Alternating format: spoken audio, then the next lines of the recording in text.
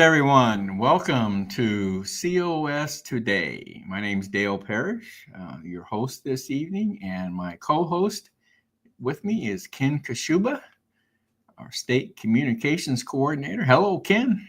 Hello, Dale. How you doing tonight? Just fine, just fine. Turn your volume up a little bit. I can't hear you very well there. I can do that and then some. Okay, good. Good for you. Good for you. Well, Ken, we got a jam-packed program tonight. I hope everyone enjoys what we have planned for you. If you are viewing tonight via Facebook, YouTube, or X, we're now broadcasting to X, right, Ken? Yeah, all three of those platforms now get the live stream.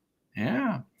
So if you are viewing, feel free to submit a question or comment if you would like in our chat section, and Ken will be reviewing those as our broadcast proceeds, and we'll bring any of those to our attention to address as much as possible. So Ken, why don't you take a little time here and tell us about that QR code up there and what that represents and is involved. I can do that, Dale. That little QR code is there for folks that would like to show their support for the COS Today programming. That QR code, that once you snap that with your smartphone camera, you'll be able to put in your name and address, and you'll be put into our subscriber list. From there, you'll be able to access the platform that we have set up for supporters and subscribers to get a plethora of information, videos, and other types of freebie stuff that we supply to our subscribers. So we look to find the support from people and our viewers. So catch that QR code, and I'll also post a URL in the chat room as well in case you don't have your smartphone. In case you're still using a flip phone like Dale. Dale, you have a flip phone, don't you? No, I don't. Oh, okay. A plethora. That's a hard word. A plethora. A plethora. Yeah, I don't. It's in my vocabulary. I just don't use it very often. That means a lot, right? Or a whole bunch, or something like that, doesn't it? A plethora. Yeah, a whole bunch. Plethora. Okay. All right. Thanks, Ken. Ken, as we know, given the election, there's a lot of things that our new president-elect is planning to implement. And we're going to talk about a couple of those items tonight. The first one being a 10-point educational plan. And the second one being DOGE, D-O-G-E. So Debbie Stewart is going to come on here very shortly and brief us on this 10-point education plan that President-elect Trump plans on implementing. And since Debbie is an educator, homeschooler, we thought she would be a perfect person to tell us about this plan. So without further hesitation, let's bring Debbie on. I want to check. Yeah, she's awake. Let's bring her on here. There she is. There she is. Yes. Hi. Hi, Debbie. Hi, Debbie. Good to have you. Thank you for coming on tonight. Thanks for having me. Debbie, I asked you to tell us about the Trump 10-point education plan, and looks to me like you've really researched it. So take it away. Okay, so there are 10 points to his education plan. We'll go through each of the 10. Some of them will be longer than others, just based on the amount of information. But number one, for President Trump to do is restoring parental rights. Now, this is a real biggie. There's been a parental rights movement and a parental rights amendment movement for quite a while now, because parents feel like they are being cut out of many of the decisions in our schools. And so President Trump believes in respecting the fundamental right of parents to control their education, their health care, and the moral formation of their children. They are the ones in charge. So here are some of the things that President Trump wants to make sure happen. He wants parents to know what their children are being taught in the classroom. That's a biggie. We found that out in 2020 during COVID, that they were learning things that the parents had no idea what they were learning. Yeah, and that's the truth. Yes. Yeah.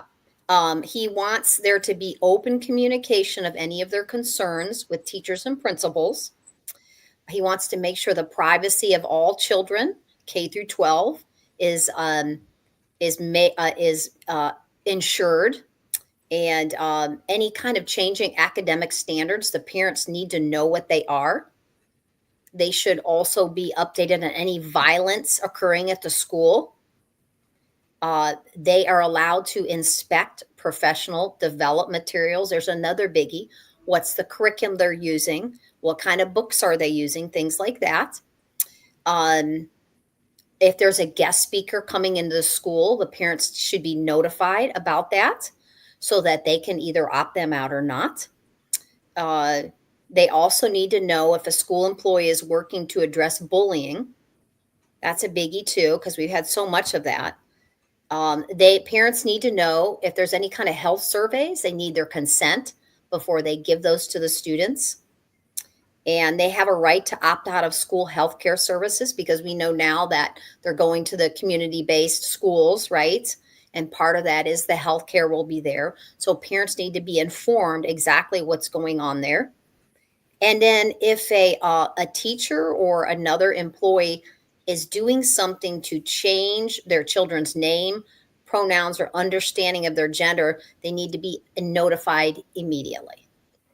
This kind of sounds like a Bill of Rights in a way. It does.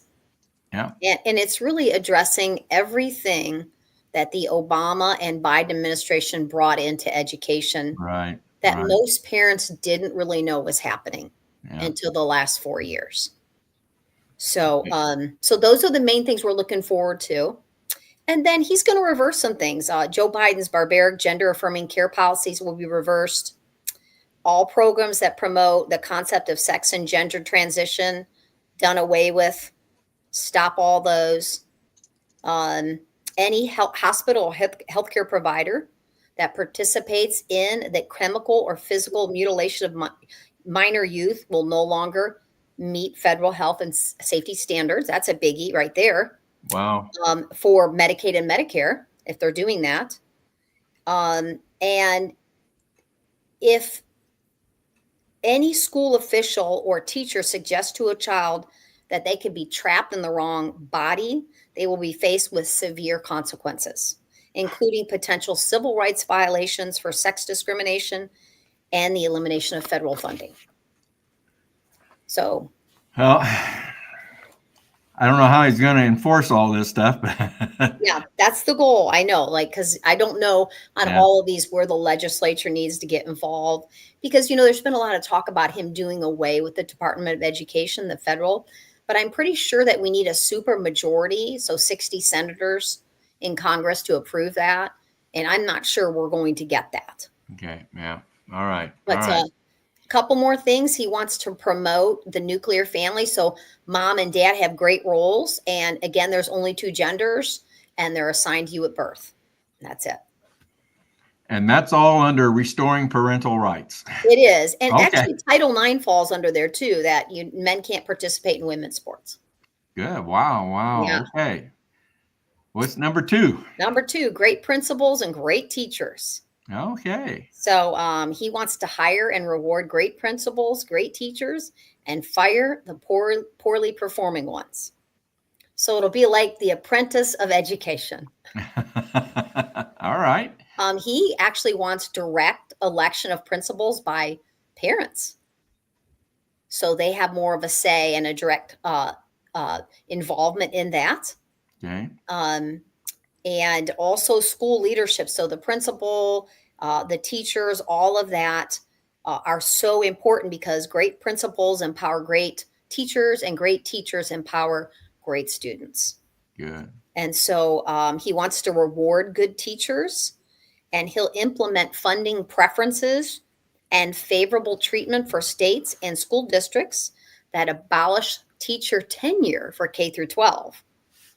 Also, if they adopt merit pay to reward good teachers, and give parents the right to vote for principals who direct their children's education. Good. All right. All right. So this is really a change, a shift from parent-centered schooling, where the parent really is the one making some decisions here, and they're not just on the outside looking in, and you just have to go along with it. Yeah, that's a different concept. That's a different concept than Yes. what's been tried. Now, I think that most parents will probably like this, but those that are the ones, the teachers unions and some of the other people who believe the school's in charge are not going to be happy about it. Yeah. There's gonna be some resistance to this. Absolutely. Okay, what's next? Number 3. Okay, so President Trump wants to focus on knowledge and skills in the classroom, not critical race theory or gender indoctrination. Okay, so I didn't write all that out because it was too long. And unlike Gary, I like to keep my banner short. But okay, he's like, get critical race theory, transgender ideology, and left-wing indoctrination, get it out of our schools. And let's put reading, writing, and arithmetic back in there and do it well. Yeah.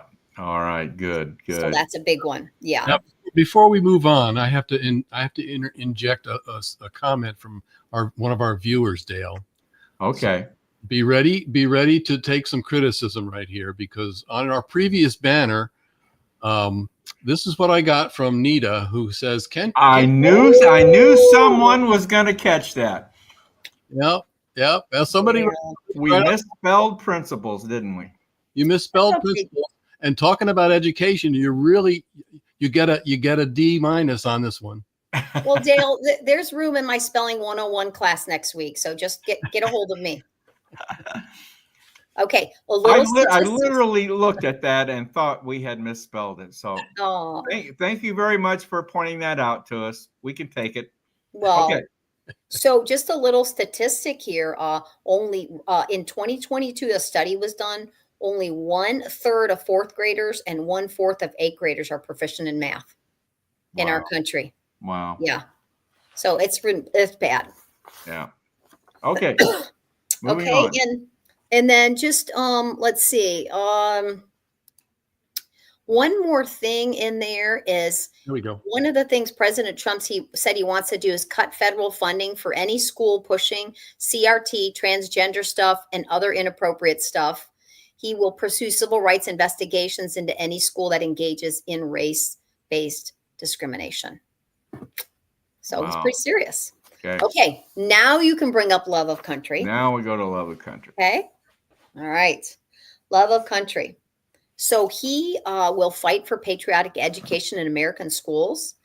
And he knows that in the past 4, 8, 12, however many years, they've been teaching kids to hate their country and teaching them a lot of things. They're avoiding talking about patriotic subjects and people and heroes. So now Trump wants to rediscover the shared national identity rooted in our founding principles and appreciation of many of our American heroes. And he wants to make sure that our children know the truth about the American founding, remarkable heroes, and the glories of Western civilization of the United States. He's going to reinstate the 1776 Commission. And that's something he did, and Biden nixed it his first day. And so he wants to make sure children learn the truth about their country's history. And one other thing I thought was really neat was that he's pledged to commemorate our 250th anniversary of our nation's founding in July 4th. And he wants to do a year-long celebration. Wow. Yeah. Yep. All right. Okay. Number 5, freedom to pray. I'm looking at my time here. It's been 10 minutes already. Wow. Yep. Okay. So freedom to pray. So no resistance to this, I'm sure. Yes. Oh, no, of course not. So President Trump is a fierce protector of the First Amendment right to pray in public schools, and he will ensure that every American's fundamental right to the free exercise clause of religion does not end when you walk into the classroom. So very interesting. He wants to ensure that to receive federal funds, local education agencies must confirm that their policies do not prevent or interfere with constitutionally protected rights such as prayer in schools. And he wants to streamline a process whereby if it is that right is violated, there is an easy way to file a complaint about that. Yeah. Interesting. Okay. All right. Number 6, safe, secure, and drug-free schools. Don't we all want that? Yep. Okay. President Trump will completely overhaul federal standards on school discipline to get out of control troublemakers out of the classroom and into reform schools. And he is also talking about immediate expulsion for any student that tries to harm another student or a teacher. It's like zero tolerance. Excellent. He wants to allow, he wants to allow highly trained teachers to carry concealed weapons at school, which will greatly reduce the threat of school shootings. And he wants to support federal funding to hire veterans, retired police officers, and other trained gun owners as armed guards in the schools. So, hey, those are probably people that it's right up their alley, and they're contributing their community. And I think that's such a great idea. Yep. Agree. Yeah. So one more thing is independent. He wants to put together an independent outside panel to investigate whether transgender hormone treatments and ideology increase the risk of depression, aggression, and violence and things like that. Okay. Okay. All right. And then zero tolerance policy regarding illegal drugs. Okay. All right. Well, you got 4 more to go here, and you got about 7 minutes. Okay. You're timing me, aren't you? Yeah. Okay. Boy, I guess you run a tight ship. Okay. Yeah. If you guys have any questions along the way, just kind of try to butt in there and let me know. Okay. Okay. Everybody's talked about universal school choice. So he is a big supporter of universal school choice and believes that parents should be able to send their children to public, private, or religious schools that best suits their child. And he looks forward to working with states and Congress to provide for universal school choice for every American family. And there's proof that freedom in education increases school accountability. If kids stop going to your school because it's not going very well, you're either going to have to change some things, right, to improve, or you are not going to do very well. Mm-hmm. And it's just like competition in the free market, right? When you have competitors, you have to work harder and be better at what you do. So I think this is a great thing. They did a study in Milwaukee. School choice participants were half as likely to commit felonies and misdemeanors as those who attended public schools. Okay. Yeah. All right. Number 8, drum roll. Project-based learning. Now, these are really good. These last couple here are, I think our schools have been kind of thinking about that, but maybe we haven't been doing them as well. You know, we basically read the books, learn, and then we get tested, and then, okay, you're ready to go out into the work world. Well, here, students are more successful, more engaged, and more prepared for real world experience when it involves hands-on projects for real world experience. And it approximates what are they going to be doing in the real world. So it's all project oriented. Now, I will say my son goes to Grand Canyon University, and in his upper level cyber classes for the last 2 years, he's had no exams. It's all projects. It's all papers. It's okay. all like, okay, do penetration testing for this company. And he's like, oh, how do I do it? Whatever. But it's like you learn by doing. And some of that is good. They need more instruction too. But I think when you take the instruction and you partner with, okay, now let's try it out in the classroom, out in the work world, that's where the students really get a hold of it. Sure. So it develops a deep conceptual understanding of abstract concepts by seeing how they actually operate in the real world. Okay. Excellent. All right. Number 9, internships and work experience. So here they're getting out of the school, right? And they're working part-time or summer jobs that are going to put them on a path to long and fulfilling careers. So President Trump is committed to implementing funding preferences for schools that will actually help them secure internships and part-time jobs. Okay. All right. Yep. All right. And number 10. Hey.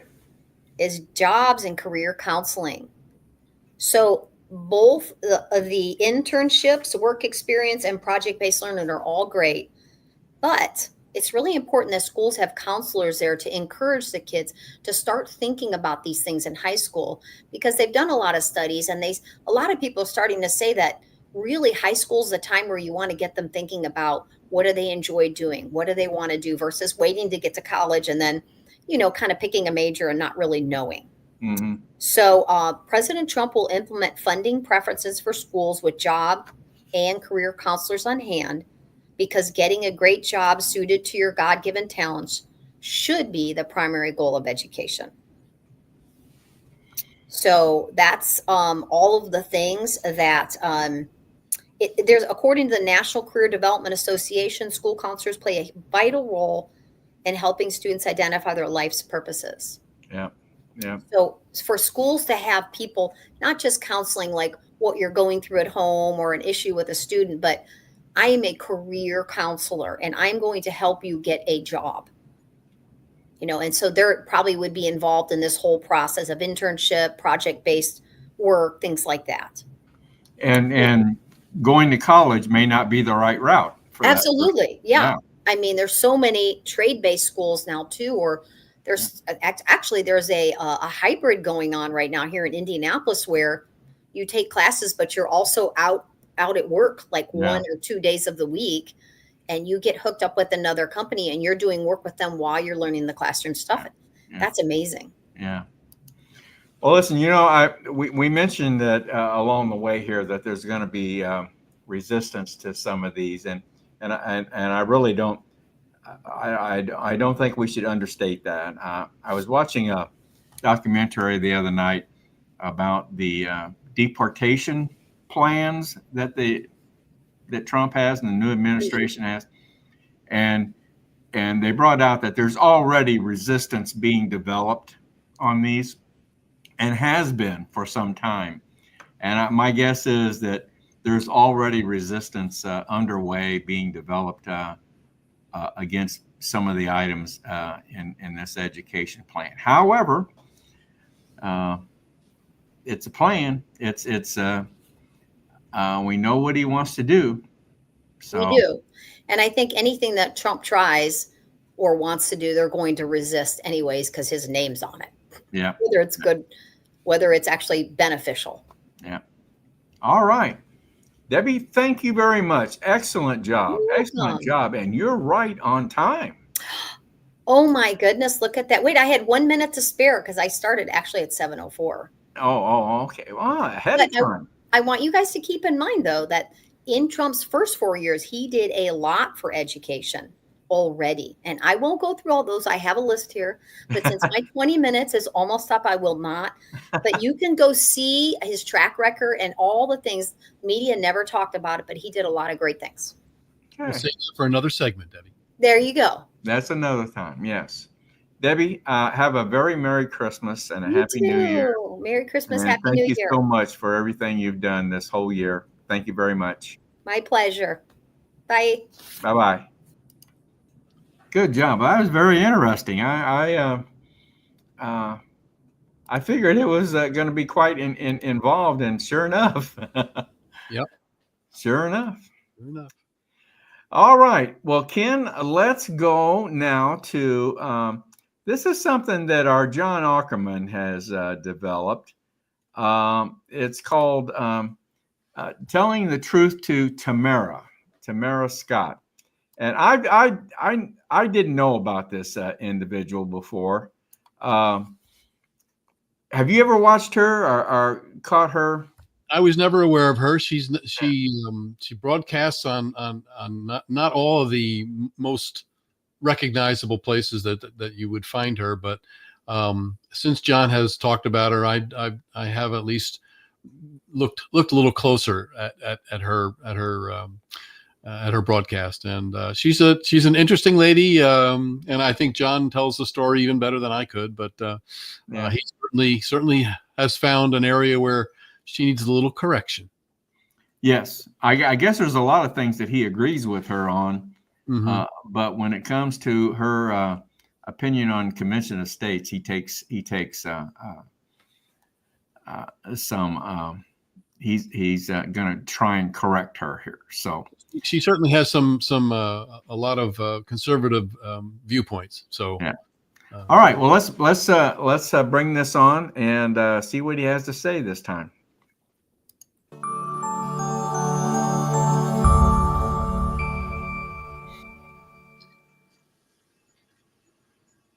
John Ackerman for Convention of States, Indiana, and I am teaching truth to Tamara. I'm going to show you a short video of Tamara Scott and Andy Schlafly, the son of the famous conservative activist Phyllis Schlafly. Tamara makes a false claim about what we're saying in Convention of States. Give a listen. But Andy, they're changing. It used to be it would all have to line up, all the same verbiage, all the same applications to make it happen, and we'd have to have 34 states. Well, now we're seeing these ideas about, oh no, it doesn't have to match. It can be any application. It can be any number of topics, and we're going to ignore those sunset dates. Am I exaggerating when I say that? And she is so wrong about that. I'll tell you the truth. I've been active in Convention of States for more than 10 years, and that was the very first time and only time that I've ever heard that claim. The truth that Convention of States operates under is that every single one of 34 states must pass the exact same application. Every sentence, every word, every punctuation mark must match perfectly. That's because the aggregators in Congress will disallow any application that varies in the smallest detail. To use a couple of biblical words, every jot, every tittle must agree.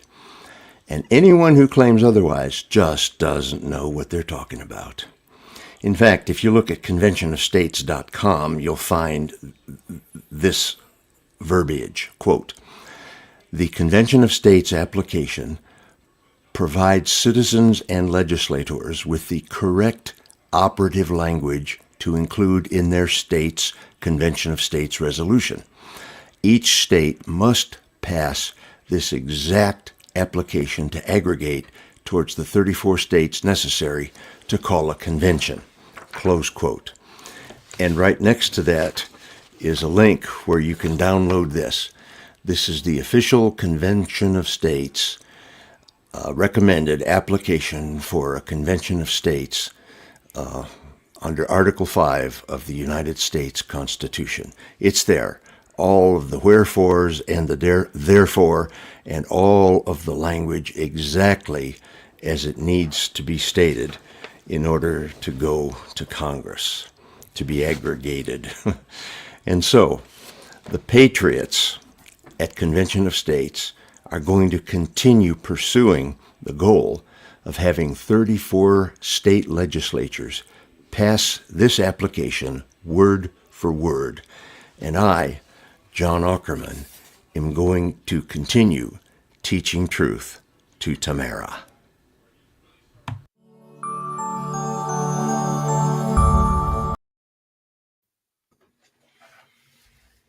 Well, he did it. Okay. I'm surprised that somebody like Tamara, who's broadcasting like that she wouldn't at least go research the website, being that she's hitting it pretty hard there, that she would read that for herself. But you would think so. Yeah. Well, I guess he's got some more things to teach Tamara, so he's going to be doing some more of this, right? He's on a roll again. Once he gets started on a project, he gets it done. All right. Okay, let's move now to another one of the Trump programs that he plans on implementing. And as a matter of fact, he's already got two key people already heading up that effort. And it's called DOGE, DOGE. So DOGE really, this all plays into our our series, our debt avalanche series, quite honestly, that Gary Harbaugh does to address the national debt. So this is something that the COS as an organization will be very interested in seeing what happens here. We're talking about reducing the government and therefore the expense of the government. So we asked Gary Harbaugh to kind of give us a rundown on what DOGE is all about. So let's bring on Gary. Hi, Gary. Greetings, gentlemen. Hello, Gary. Glad to be here. So Gary, thank you for taking on this task, but tell us about DOGE. What are you talking about here? Well, DOGE, which is kind of cool because DOGE is actually named after a digital currency that was created that was called the Doge coin. And it's kind of a joke because, you know, it really is, although it trades actively. And naming this thing after that, just kind of a poke in the face to people who think, oh, government should be really serious minded.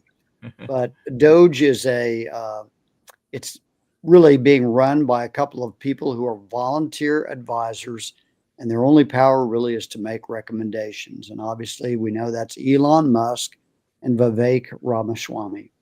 And these are guys from really the private sector. People probably know who they are, particularly Elon. But they're extremely smart, accomplished people.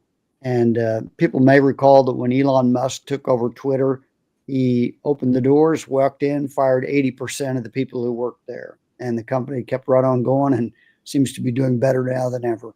And if you are in government, that's got to scare you a little bit because this is a guy who wants to get things done and really wants to shrink the size of government. And because they're volunteer advisors, they don't have any official power. They don't have to be confirmed by Congress. So the Senate can't say, oh, we don't like, you know, we're not going to confirm them or anything like that. It's my understanding they're already seeking people to work with them in this process. And they plan even to use AI and some things like that, I guess, to help figure out regulations that can be eliminated.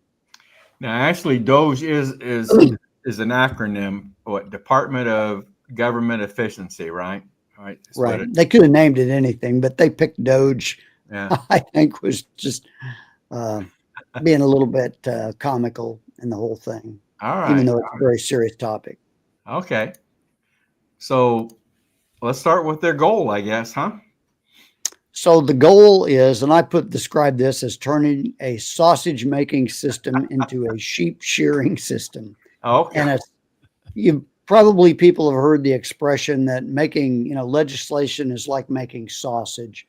And the same thing is true with making government regulations that are created by government agencies. Everything gets thrown into the mix. Every lobbyist, every interest group, every staffer, everybody gets to throw in their ideas as to what the government should be regulating or how they should go about their regulation. And all that gets ground up into this sausage of government regulations that typically crank out thousands of pages every year. And what the goal of this is to turn this sausage making into sheep shearing. And if you've ever watched sheep being sheared, you know that you cut away so much and all of a sudden what you're kind of left with is bones and meat. And that's what the government regulation, I think the goal is to get regulation down to the meat and bones, only what is necessary and essential for government regulation. The rest of it, throw it out, get rid of it because it's useless. Amen. Yeah. A little difficult task here, but yes. Well, it's a big task. And one of the goals they have, there are more than 400 by their count, regulatory agencies or government agencies.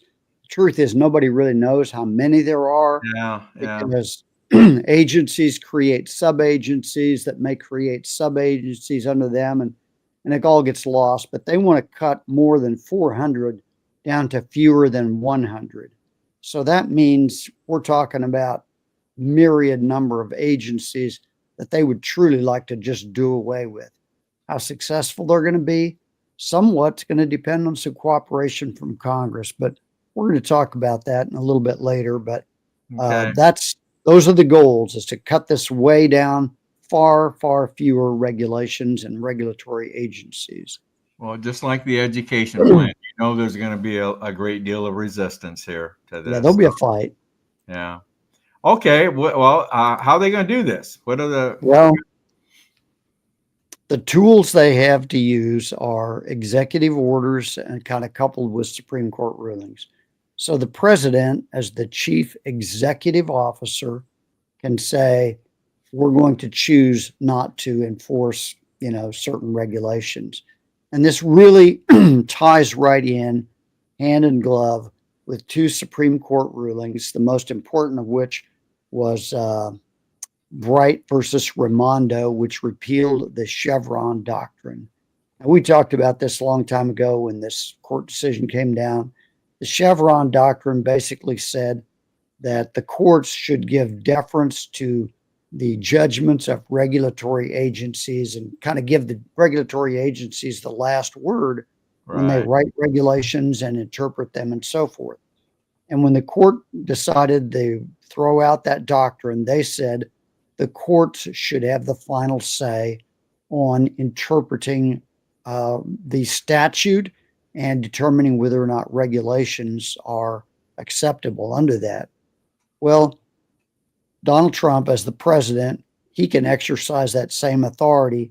And instead of these agencies waiting years, decades for affected parties to go to court and file a lawsuit saying this regulation shouldn't be applied to us, it exceeded the scope of the agency's authority, Trump can simply go through all these regulations and say, we think these regulations all exceeded the legislative authority that was granted to that agency, and so we're going to choose not to enforce them. And they might have tens of thousands of pages of regulations that he just says, we're no longer going to enforce these. And in my judgment, the agencies exceeded the statutory authority, so we're not going to enforce them. So by the way, we can get rid of half of the employees of this agency. And so to the degree that that's going to happen, I don't know. We're going to wait and see, but that's the possibility. And the goal of it is really using executive orders and this court decision, as well as West Virginia versus EPA, which also kind of reined in some government agencies and said, wait a minute, you don't have authority to be expansive in your interpretation of what the legislation allows you to do.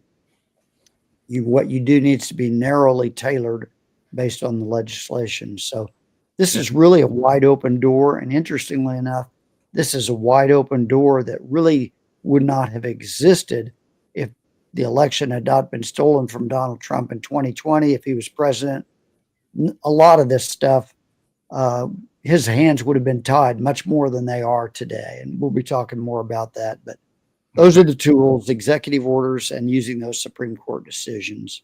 All right. All right. Now, and he needs a lot of people to help him make this happen. Yeah, he's going to get out. Yeah.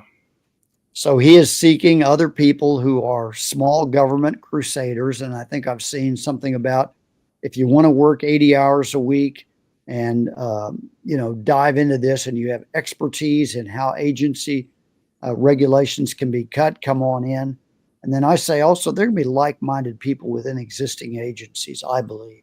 May not be many of them, but if you work at an agency and you see the handwriting on the wall that says half the people around here are going to be gone in a year from now, I want to be on the people that stay, then you're probably going to be one of those people who says, here are ways we can cut and eliminate regulations that we shouldn't be enforcing anyway. And so I think there's going to be some people that are insiders in these government agencies that have for generations, or the whole history of the agency is how do we expand our power. I think there's going to be some people on the inside that realize that if they want longevity in that agency, they better be on the side of shrinking it rather than growing it. I worked for a major company during my career some time ago, and the company went on a cost-cutting program, and they got the employees involved. They developed a program to get the employees involved in making recommendations where they could cut costs. And it was a very successful program. So I kind of understand what they're saying here. Yeah. I think nobody knows an agency like the insiders, and those Right. insiders, if they're of like mind or they want to keep their career going, I think they're going to be helping this DOGE, Department of Government Efficiency, figure out where to cut, how to cut, and what to do with it. The key is finding like-minded people. The good news is you only need a few in each agency. Yeah, that's true. That's true. All right. All right. What else you got on that then? So I think they've said they foresee cutting thousands of regulations leading to mass staff reductions to just what the minimum bare bones that are needed. And I threw in this other RTO 5. And what is it? Do you know? Oh, RTO 5? You don't know? Yeah, RTO. Okay, go ahead. Go ahead. RTO means return to office 5 days a week. Oh, yeah. There are still thousands, tens of, maybe hundreds of thousands of government employees who, since the COVID era, have been just working from home. And one of the things that is understood is when they tell all these people, you need to return to the office 5 days a week, like it or lump it, there's going to be some people who say, nah, I'm not really going to do that, and they'll quit. So that's going to be the other way that downsizing happens is people are going to say, yeah, I'm not interested in this going back to the office business.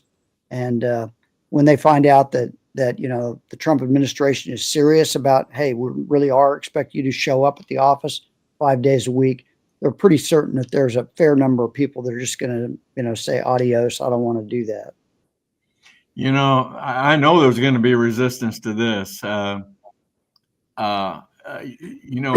the government, they got these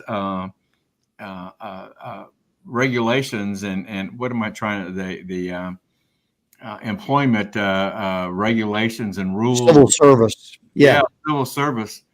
Because I think didn't the Biden administration just finalize an agreement for people to work at home, something like that. Anyway, that may be. This is going to be another area where there's going to be a fight. Yeah. Trump had, right before he left office the last time, he wrote some regulations that narrowed considerably the scope of the number of employees who are covered by civil service rules, and so he was giving himself broader power to fire people who would, subject to being fired without cause. Civil services, you have to fire people for cause, and big, long, complicated procedure to ever get rid of anybody can take years. Right. And so the good thing about this DOGE, Department of Government Efficiency, when you do mass layoffs, civil service rules don't apply. So you don't have to go through a big, song and dance to lay people off. You just say, we're going to cut half the people. I saw something that they were going to, somebody suggested, they say, look at your social security number. If you have an odd number, if it ends in an odd digit, you're out of a job. If it's an even digit, you keep your job. Maybe that's not the best way to do it, but you know what? If you got to get rid of half the people, you got to figure out a fair system, and that'd probably be considered fair because it's, it's unbiased, impartial, no race, gender, or anything like that involved. It's just bingo. This is how we decide. I could never work at home. Ken, Gary, did you work from home or did you have to go to an office? I primarily always worked from home in my previous career. Yeah, because I was an outside representative. So the home office was in Jacksonville, Illinois. I wasn't about to. How about you, Gary? Were you? I've always gone to the office to work. I mean, me too. I've tried working from home, but I couldn't do it. I couldn't stay focused. Lots of people do it today. My son works from home typically 1 or 2 days a week, and he just goes in, shuts the door, and wife and kids know don't bother dad when he's at work. Yeah, my son does the same thing. Yeah, so it can work. Yeah. All right. what do you got here? The fight. Okay. Okay, so I want to talk about the big picture is that Trump is going to change the terms of the debate. And this goes all the way back to when Richard Nixon was president more than 50 years ago. The Congress passed an appropriation for, I think it was the EPA or something, and he was opposed to what they appropriated the money for. He asked them to go back and relook at that and repeal that particular funding. Well, Congress went back and looked at it and said, we're not repealing that spending. We appropriated that and we wanted the money spent. And Nixon said, well, I'm not going to spend that money. I'm going to impound that money and just exercise my authority of impoundment and say we're not going to spend that money. So big fight, winds up going to the court. Part of the outcome of this was that the Budget Control Act of 1974 was passed. It actually created the Congressional Budget Office and the House Budget Committee and the Senate Budget Committee. And long and short of it is that Nixon lost. But here's the thing that you need to understand. While this is going on, Richard Nixon, every day in the newspapers, is Watergate, Watergate, Watergate. Richard Nixon was extremely weakened by all the attack on him that was going on through the press, through all the questioning of, is this guy a crook? Everything, he was a very, very weak position. And so it was easy for the Supreme Court to just look at that and say, you can't do that. Because believe me, the judges look at election returns. They're aware of what's going on in the culture, and it's reflected in the decisions they make. Today, we've flipped that whole situation totally on its head. We have Donald Trump, not yet president, but he's president-elect. He won a big victory, a large popular vote landslide, a large mandate by many people's measure. And he went through, really, he's been through 8 years of attacks on him, endless attacks, Trump-Russia collusion, all the lawsuits, all the everything, including 2 assassination attempts that he survived. And so he emerges at this point in an extremely strong position. And so when he says we want to change the debate, we want to stop thinking about, hey, Congress has the power and they get to do whatever they want. We're changing the debate to say the executive is going to say we don't want to enforce these regulations. These regulations are not legitimate. We're not going to enforce them. He's in a strong position to change the debate and achieve real success and real shrinkage of government. And it's because this whole equation has been turned on its head from a weak president 50 years ago to a very strong president now who wants to do the same thing in some sense that Nixon wanted to do 50 years ago. Okay, well, we'll see. We'll see, huh? We'll see. It's going to be a fight, and the other side is going to fight back. Believe me, they will fight back. But Donald Trump is in a very strong position because of the election and because of all the attacks that he has survived. Yeah, he's a totally different guy than Richard Nixon, and of course Nixon might have been hiding some things, and so he was in a little bit of a weak position there too. But Nixon he didn't know how to fight back. Trump knows how to fight back, and he's fought back for 8 years and he's won. And so he's in a very strong position. No doubt about that. Well, I didn't know that this was only going to last for a couple of years. I kind of thought this might be a permanent thing. No, you don't want it to be permanent. No, this really? is part of the genius of Donald Trump, if you really think about it. How many times in the last, you guys were old enough to know that for decades, government's been, we're going to reform this, we're going to reform that. If you remember when Bill Clinton was president, I think he said something like, the era of big government is over, right? And so that's just this broad platitude. Everybody, that's good. That's a great idea. And, a few months later, everybody's forgotten it. And a few years later, the government's growing bigger than ever, right? By putting a deadline on this, he's saying, we've got to get this done by July 4th. We can't just have platitudes. We can't just make nice sounding pronouncements. We have to have actual success. We have to have actually get things done. His goal is to get this all done by the 250th anniversary of our nation, July 4th, 2026. Gives himself really less than a year and a half to get this done. But that deadline is part of his genius to say, we're not just going to talk about it. We're not just going to make it sound good. We're actually going to get it done. Get her done. Get her done. Get her done. That's the Excellent. goal. Get her done. Very good, Gary. Obviously, this is there's going to be great resistance here, and we're going to want you to come back and kind of update us and address some things that'll be going on as this thing evolves and proceeds. So, thank you for doing this. This is very good. I really enjoyed this. This is, I think, very good. Very good. Well, I hope it was useful, and I'll keep watching it and see what happens. And we'll have the opportunity to give some updates as time goes on. But I have high hopes for this, and a constellation of things have come together at this time in history for, I think, Trump to be successful in this in ways that even he couldn't do 8 years ago. And nobody's been able to do it really the way he's going to be able to do it, going back more than 50 years, really. Yeah. All right. Good job. Thank you very much, Gary. Okay. See ya. Yeah. Well, we got a good positive comment there from David Nally. All right. Thanks, Gary. Dave. Yep. Good report. Good report, Ken. Very good. Yep.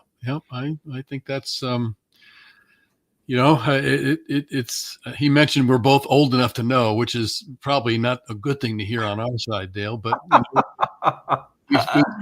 we've seen this slap back and forth like a hockey game for over 50 years. And it is good to see the, as he said, the stars align so that for the first time in my lifetime, we actually could see just more results than we'd ever hoped for, Let's hope. Let's hope.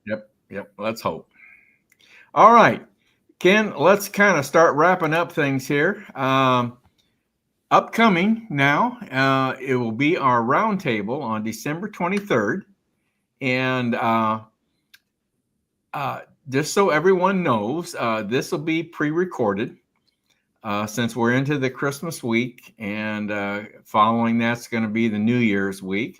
So our next two broadcasts will be recorded. So coming up December 23rd will be normally our roundtable. And we've recorded the Bill of Rights, Don't You Dare, Part 3. So it'll be kind of we've already done parts 1 and 2. And this will be part 3, kind of wrap up the Bill of Rights. So we'll be presenting that to you as a recording on December 23rd. Now, coming up on December 30th then, which will be the New Year's week, that will also be a recording. We haven't quite decided upon that yet, but it'll be probably a best of broadcast from something that we've done in the past that we thought very highly of. So that'll be a recording too. So Ken, this is our last live broadcast for the year. Wow. Hard to believe. Yeah, how about that? Yeah. Although I'm going to be talking to you a lot, so we can't say goodbye. We can't say see you next year. I'm sure you won't take me off your speed dial, because you know I call every day almost. Yes. Well, listen, just so everybody, if anyone has any comments or questions from tonight, looks like we had some good comments tonight, or some viewers. But if anyone has any comments or questions or any spelling corrections that anyone else has found. If Nita's still out there, yes. Go ahead and send it. Parish. She beat me to that, I'll tell you. But anyway, Feel free to email us. raiseyourvoicecos@gmail.com. raiseyourvoicecos@gmail.com. So that will be a wrap for us tonight, Ken. Mm-hmm. And we're going to end our broadcast with another episode from John Ackerman on COS basics. And so once that video plays, then we'll sign off. And I just want Christmas. Freeze, everybody. Come on back, Dale. There you are. Oh, did I freeze too? You froze, yes. Yeah. Well, I'll say it again. I want to wish everyone a very Merry Christmas, happy, safe New Year, and you as well, Ken. Yep. Right. And I hope all of our viewers will view the recorded versions and join us in the new year with lots of new things coming up. We've had a very, very successful year in COS today, which is our new name, everyone. We used to be Convention of States Indiana Live. Now we're COS Today. That's our new name. But we've had a very successful year this year. So looking and hoping to make 2025 even bigger and better. So Ken, you want to play the COS basics video for us to wrap things up? And that off. Yep. That'll be it for tonight, folks. And once again, Merry Christmas. I know Debbie's waving in the green room. Yeah, Debbie's still with us. Thank you, Debbie. Put that donut down, Debbie. Put that donut down and have a Merry Christmas. There you go. There you go. I kind of caught her. There you go. Yeah, she's turned the lights off now. Oh, you're muted. You're muted. You're muted. Well, unmute her here. There you go. A little darker an environment, but I was listening to the DOGE. It was very good. It was a very good report, wasn't it? Yeah. Well, you and Gary did a very good job tonight. Thank you very much. Well, you're welcome. I think we have to dock him a little for the long banners, but I guess we can give him this time, just to work on it. There you go. But all of them were spelled correctly. So. Oh, well, that's yeah. All right. See ya. See ya. All right, Ken. Get us COS basics. Good night, everyone. John Ackerman, here you go.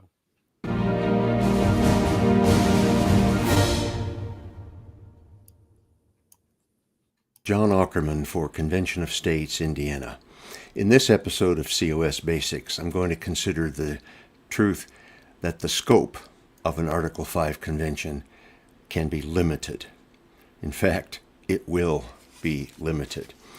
And as I've said before, much of what I'm saying is not original with me. You can find it on conventionofstates.com. This time, Rita M. Peters, Doctor of Jurisprudence, writes, "The scope of an Article 5 convention can be limited." Article 5 naysayers claim that at an Article 5 convention, our entire Constitution will be opened up for surgery, including the Bill of Rights. There goes freedom of speech, there goes your Second Amendment, etc., and so on and so forth. Well, this is wrong as a matter of fact, precedent, and logic. First of all, fact. More than 400 applications for an Article 5 convention have been filed with Congress. The reason we've never had one is because there have never been 34 applications seeking a convention for the same purpose. This fact demonstrates that the purpose or scope specified in the applications does matter. And only when 34 states agree on a given topic will the convention even be triggered. Number 2, precedent. When states convene in convention, they always have a particular purpose and a specified topic. For example, the purpose of the 1787 convention, commonly called the Constitutional Convention, was to, and get this, quote, render the federal Constitution adequate to the exigencies of the Union, close quote. Third, logic. Official meetings of any kind always have a stated purpose. We call it an agenda. There is just no other rational way to conduct business. The conclusion of this, the fact, the precedent, and the logic, the conclusion is that the Convention of States project application limits the scope of an Article 5 convention to proposing amendments that, one, impose fiscal restraints on the federal government, two, limit the power and jurisdiction of the federal government, and three, set term limits for federal officials and members of Congress. States cannot broaden the topic that was identified in the 34 triggering applications. Contrary conclusions have no basis in fact, law, or history. And so I repeat Attorney Rita M. Peterson's point: the scope of an Article 5 convention can, and I will say will, be limited.